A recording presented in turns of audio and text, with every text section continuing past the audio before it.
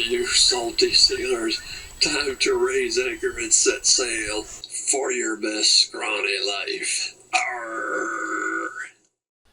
As a cancer patient, the insurance company spends a ridiculous amount of money every month just to keep me alive and functioning. And quite frankly, they don't grow that money on a tree. It comes from my friends and coworkers.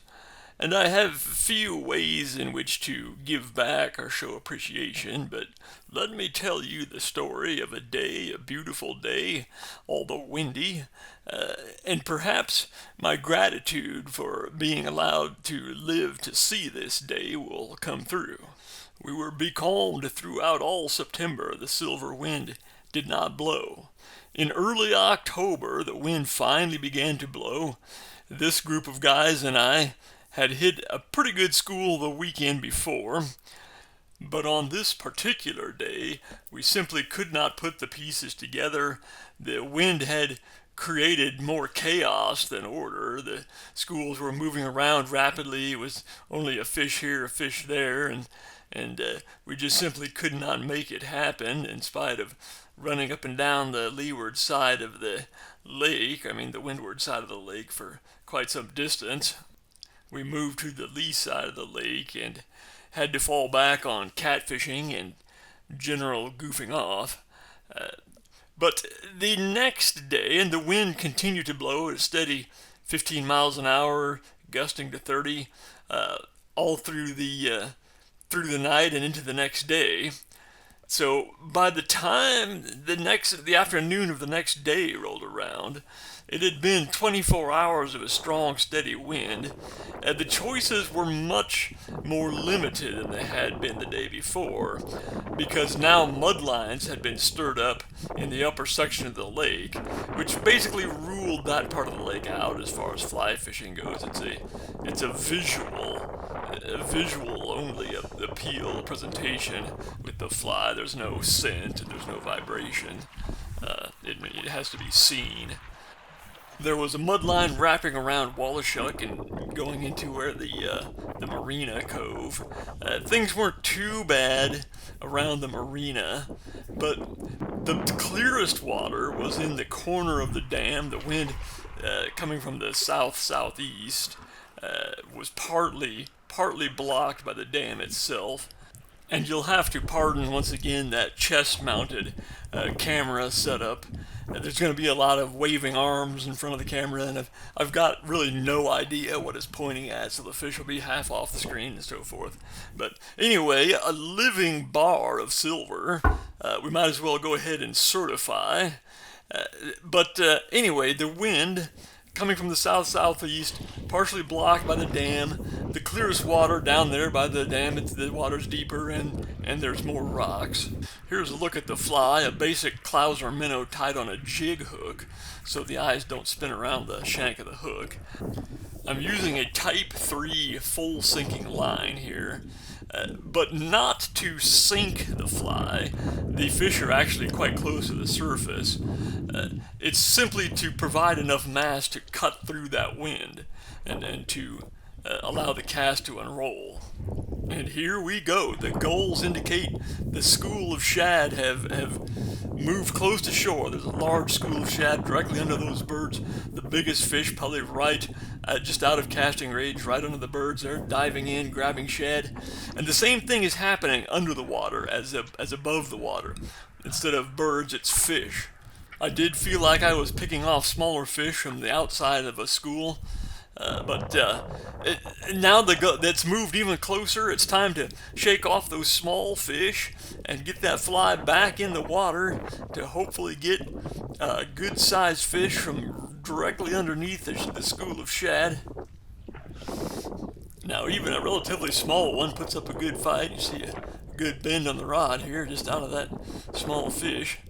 Barely hooked. But we need to shake him off, get that fly back in the water. It happened pretty quick, but I did get a slightly better fish here. Gonna walk him into shore. Another bar of certified red rock silver.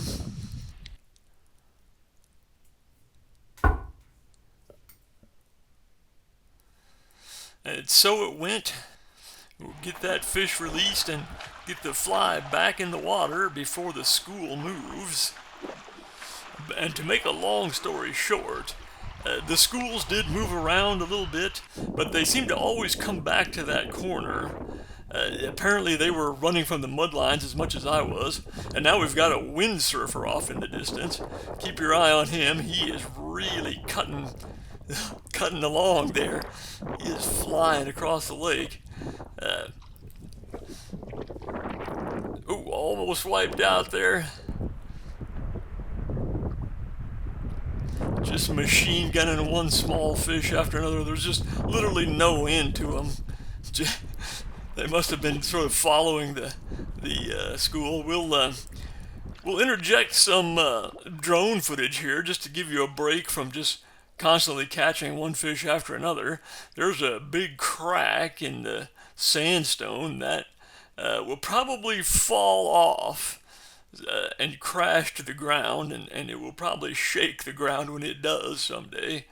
There's a little better look at the top of it. You can see that crack beginning to open up.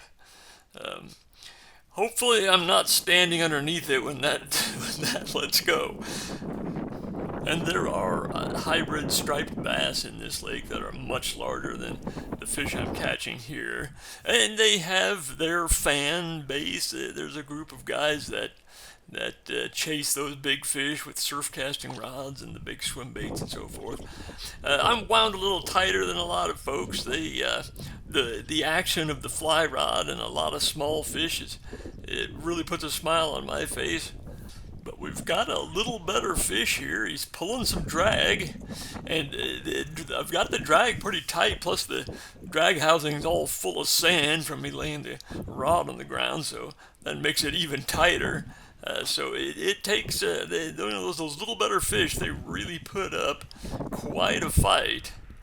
And here we'll get a glimpse of him. All right, it is a better fish. A nice deep body on him there. That's the biggest one so far. We might as well go ahead and certify another red rock, a bar of solid silver. And I've sped up the playback speed on a lot of the footage here. Not only because we've got a lot of footage to get through, but that's what it felt like. That's how it felt to just get one right after another after another. Here we've got another good fish. He's pulling some drag all over the lake. Finally gonna bring him in here, get a look at what we've got going on. Another decent one, I would say. That one is certifiable.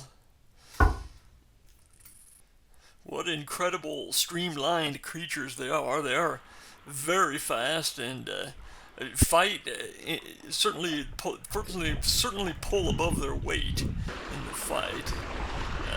Now there was, on one of the calm days we were out there was an ant hatch, and I'd caught a large catfish and a large drum that day as well. It was calm, not windy, not too sunny, not too cloudy, and these are the winged reproductive members of a larger colony. Their wings will drop off after they've mated. The males will die. The females will drop their wings after they fly off somewhere. They'll burrow into the ground and start the next colony of ants. But I never did. There were some small fish feeding on them, possibly gizzard shad, but I never saw any large carp or anything feeding on them, so didn't get a chance to throw the dry fly for some big fish. But so you have to watch those ant hatches. Sometimes they can be a real bonanza. The lake does also have burrowing mayflies. When those hatch in July, it can be dry fly fishing for some really large fish.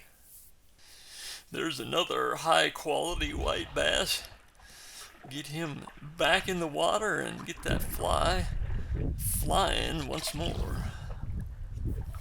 It was a lot of fun, needless to say. We've got another one pulling a little bit of drag. You only get so many days in a year when you just really nail it.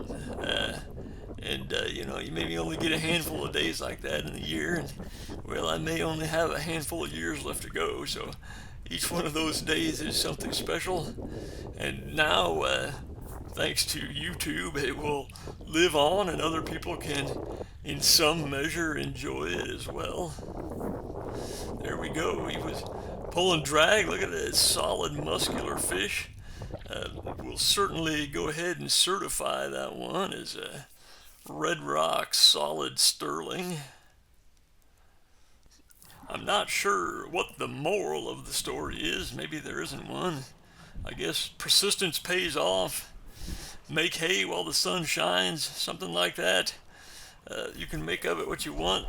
It was just one of those days where everything came together, and the fact that it had been hit and miss for so long that, well, it was really appreciated when it was finally a solid hit. It's not wise to live entirely for today because you'll wind up with no tomorrow. But on the other hand, it's not wise to live entirely for tomorrow because tomorrow may not come for some people. And what's more, you can't collect the sunny days or save them in a bank account. They are either lived in the moment as they should be, or they are missed out on. The Pelicans know. There's never been any doubt in my mind that the Pelicans know that days like this are a gift that can't be bought or earned or even deserved.